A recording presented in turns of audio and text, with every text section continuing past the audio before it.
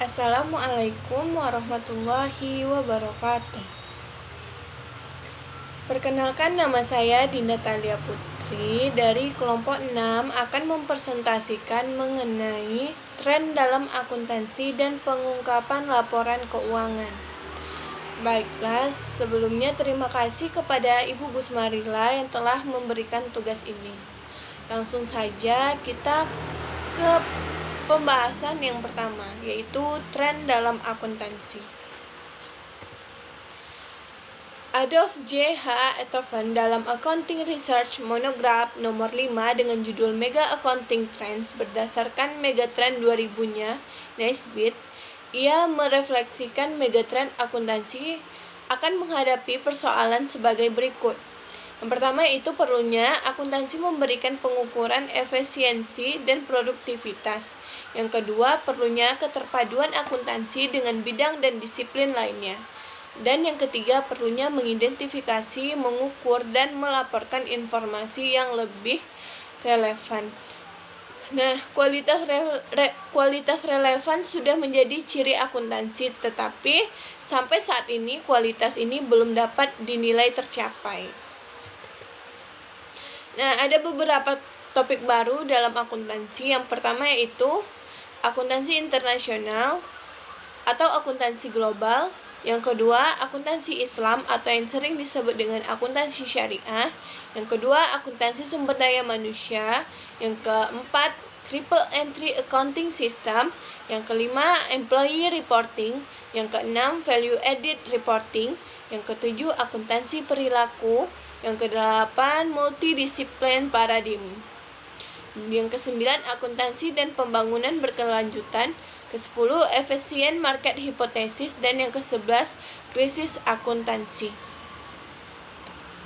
Ya, kita langsung saja yang pertama yaitu triple entry system.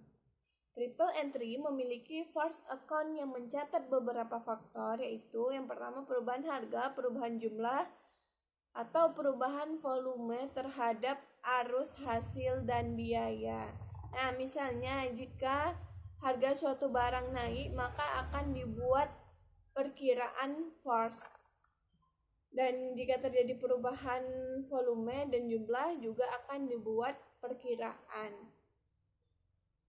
Informasi yang dilaporkan melalui model ini disebut first statement. Dan ada 3 jenis laporan, yaitu yang pertama wealth statement, yang kedua capital statement, dan yang ketiga first statement. Nah, apa perbedaannya? Wealth statement itu melaporkan kekayaan perusahaan. Kalau capital statement melaporkan komposisi dan perubahan modal di mana informasi laba rugi dimasukkan di dalamnya. Sedangkan first statement itu memuat informasi perubahan kekayaan tetapi yang dipengaruhi oleh kenaikan atau penurunan laba saja. Ya, yang kedua yaitu employee reporting. Employee reporting ini merupakan bentuk laporan keuangan yang memuat informasi yang relevan bagi karyawan atau serikat pekerja.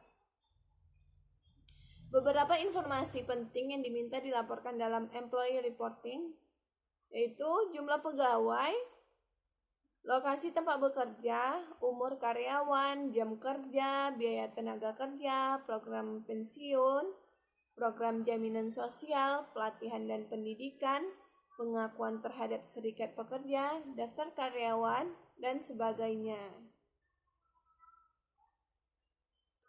Pegawai sebagai salah satu dari stakeholder juga berhak akan informasi keuangan sehingga adanya employee reporting. Yang ketiga yaitu value added reporting. Value added reporting ini sebenarnya menutupi kekurangan informasi yang disajikan dalam laporan keuangan utama seperti neraca, laba rugi, dan arus kas. Nah, karena kurangnya informasi, maka adanya value added ini untuk memberikan informasi. Yang pertama itu total produktivitas dari perusahaan, yang kedua share dari setiap stakeholder, atau anggota tim yang ikut dalam proses manajemen, yaitu pemegang saham, kreditor, pegawai, dan pemerintah.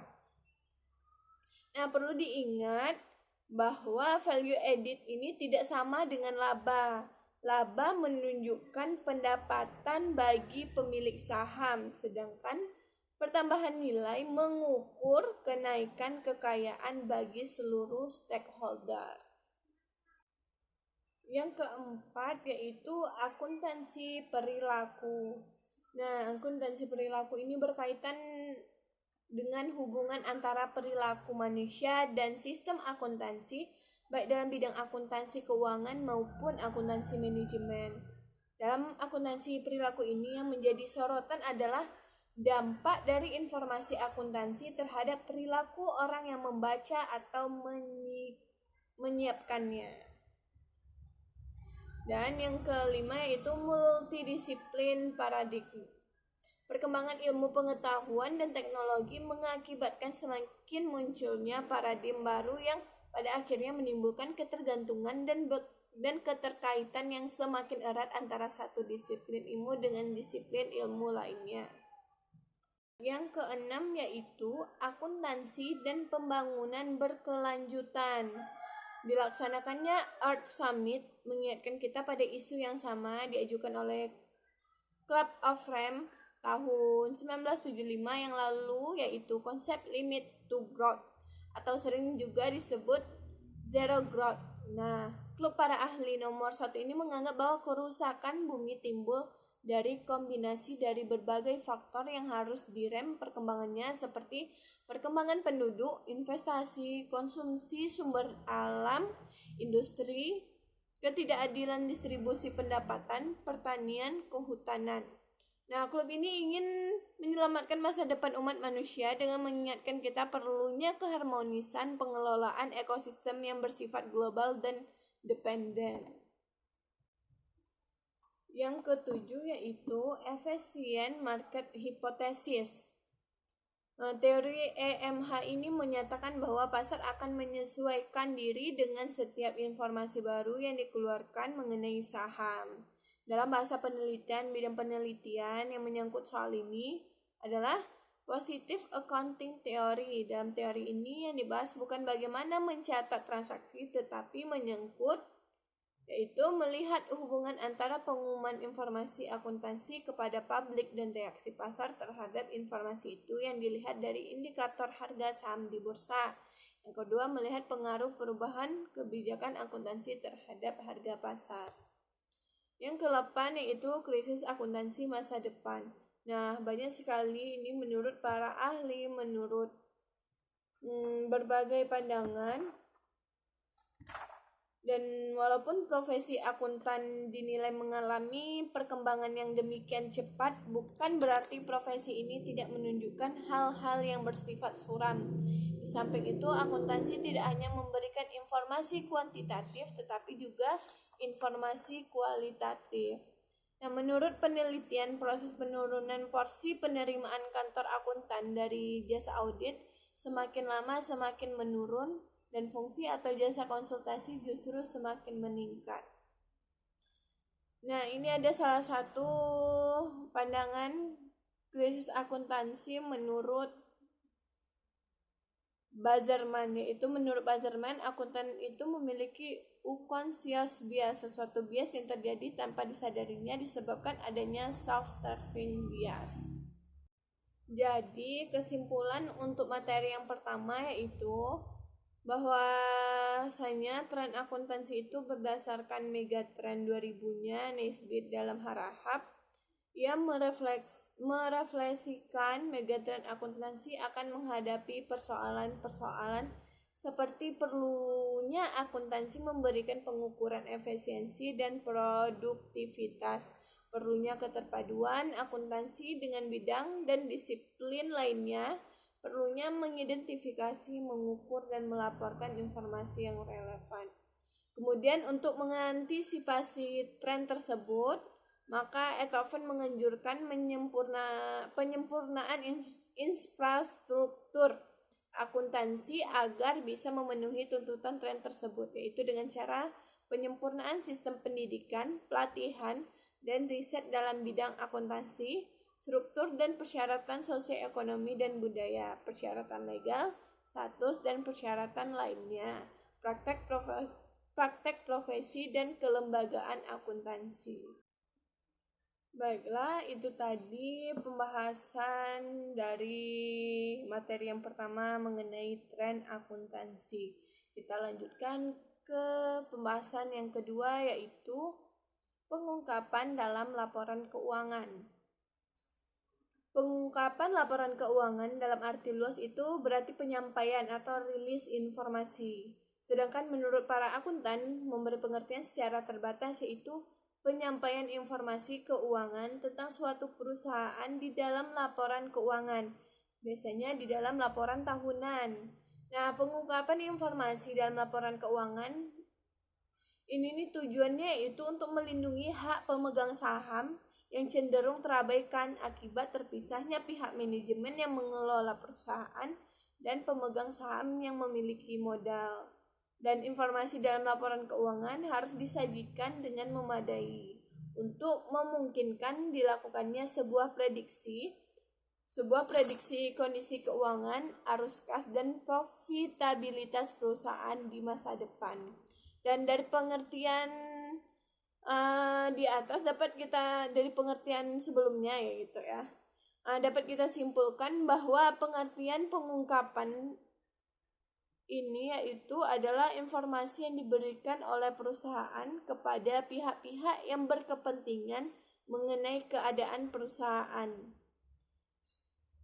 Dan di dalam pengungkapan semua informasi harus diungkapkan, termasuk informasi kuantitatif seperti komponen persediaan dalam nilai mata uang dan komponen kualitatif.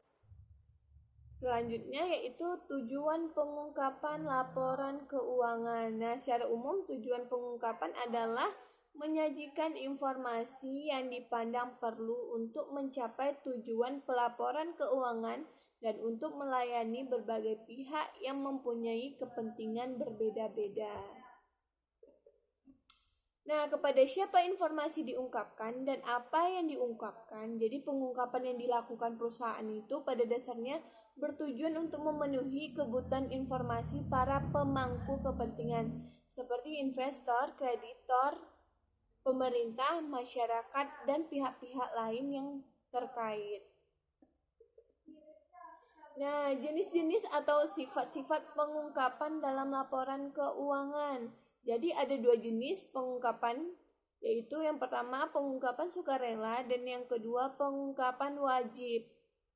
Nah, apa itu pengungkapan sukarela? Jadi pengungkapan sukarela itu adalah pengungkapan informasi yang dilakukan secara sukarela oleh perusahaan tanpa diharuskan oleh peraturan yang berlaku, atau pengungkapan melebihi yang diwajibkan. Sedangkan pengungkapan wajib itu sebaliknya, pengungkapan yang dilakukan perusahaan atas apa yang diwajibkan oleh standar akuntansi atau peraturan badan pengawasan. Metode pengungkapan. Metode pengungkapan berkaitan dengan masalah bagaimana secara teknis informasi disajikan kepada pemakai dalam satu perangkat laporan keuangan beserta informasi lain yang berpaut. Metode ini biasanya ditentukan secara spesifik dalam standar akuntansi atau peraturan lain.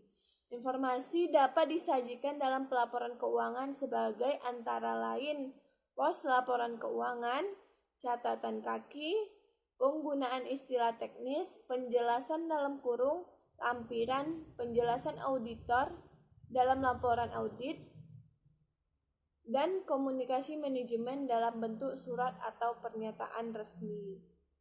Nah, apa itu pos laporan? Pos laporan itu mengatur tentang format, klasifikasi, dan susunan statement keuangan dan dalam rangka pengungkapan. Sedangkan catatan kaki itu metode pengungkapan untuk informasi yang tidak praktis atau tidak memenuhi kriteria untuk disajikan dalam bentuk pos atau elemen statement keuangan. Penjelasan dalam kurung yaitu informasi yang dapat disajikan dalam tanda kurung, yaitu metode akuntansi, makna suatu istilah, ketermasukan suatu unsur, penilaian alternatif, dan acuan.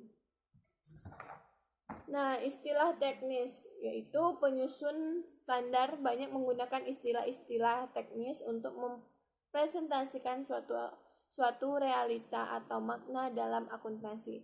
Istilah teknis ini yaitu mempresentasikan suatu realita atau makna dalam akuntansi.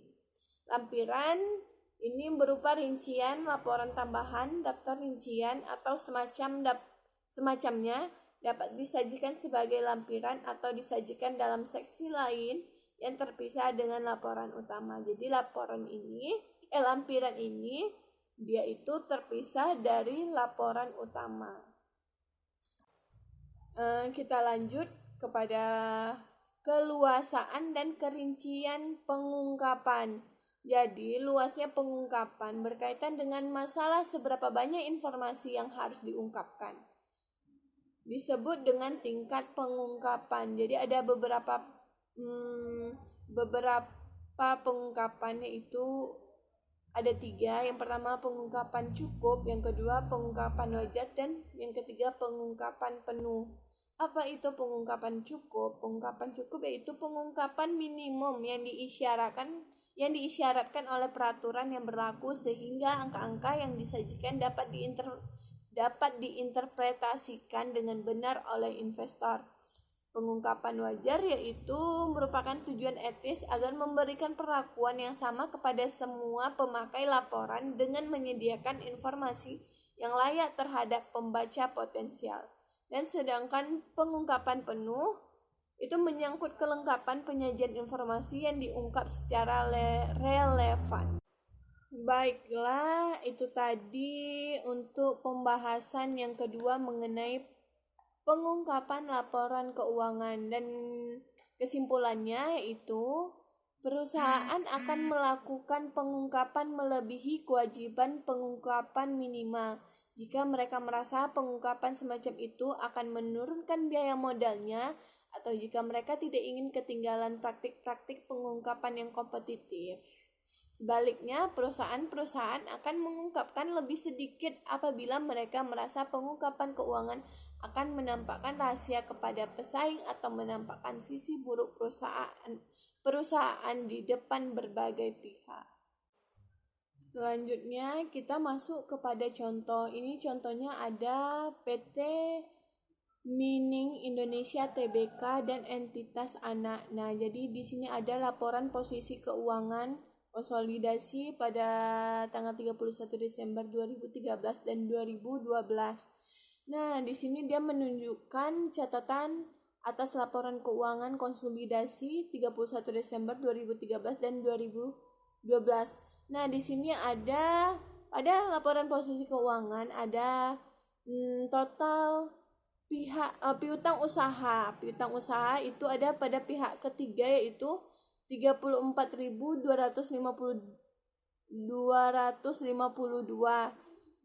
Itu tuh ternyata di catatan atas laporan keuangan ditunjukkan ada provisi atas penurunan nilai sebesar 460. Jadi sebelumnya yaitu total pihak ketiga yaitu 34,712 dikurangi provisi atas penurunan nilai, maka nilai pihak ketiga itu senilai 34,252. Dan pihak berelasi itu 5,978, sehingga jumlah piutang usaha neto yaitu sebesar 40,230. Dan 2012 juga seperti itu, sama yaitu yang ditunjukkan di situ pihak ketiganya sebesar 29,027, ternyata ada provisi atas penurunan nilai sebesar 240. Jadi sebelumnya pihak ketiga yaitu berjumlah 29,267 dan dikurangi provisi sehingga dapat nilai 29,027. Oke, demikian presentasi dari kelompok 6. Apabila ada yang ingin ditanyakan, silahkan komen di bawah. Dan saya tutup dengan Assalamualaikum warahmatullahi wabarakatuh.